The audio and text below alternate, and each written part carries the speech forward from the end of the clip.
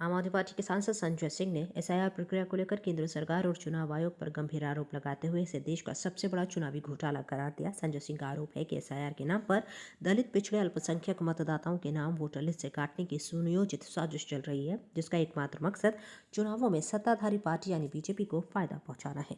देश में आम आदमी पार्टी उन बीएलओज को श्रद्धांजलि सभा के माध्यम से अपनी श्रद्धांजलि दे रही है, जिनकी जान इस एसआईआर के दबाव में गई है। किसी ने जहर खाया, किसी ने फांसी लगाई, कोई चिट्ठी लिख के मर गया। फतेहपुर की घटना तो बहुत ही दर्दनाक है, जहां शादी के एक दिन पहले एक लेखपाल ने अपनी जान दे दी। और कारण क्या है? अधिकारी एसआईआर के लिए दबाव बनाते हैं। किसके निर्देश पर बनाते हैं? मोदी और ज्ञानेश कुमार का जो गठजोड़ है, जो पूरे देश में चुनावी प्रक्रिया को बर्बाद करना चाहता है, उसके दबाव में बनाते हैं।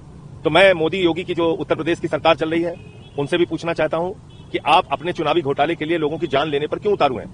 क्यों उनकी हत्या कर रहे हैं आप? आपने 180 आंगनबाड़ी बर्खास्त कर दिया। पता है कितनी मजबूरी में वो लोग आंगनबाड़ी का काम करती हैं 5,000 6,000 रुपए की नौकरी के लिए। आपने 30 से ज्यादा सफाई कर्मी सस्पेंड कर दिए बनारस में।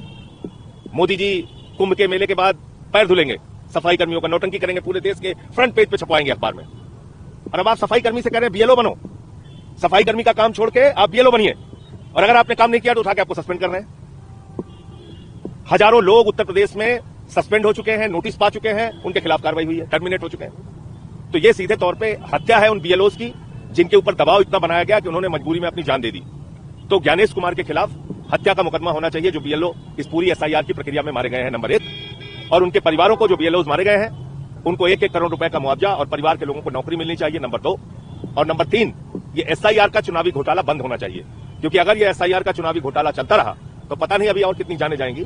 लोकतंत्र का तो गला बिल्कुल घोटा जा रहा है, इसमें कहीं कोई संदेह नहीं है। इस चुनावी घोटाले में एक कैटेगरी है सी।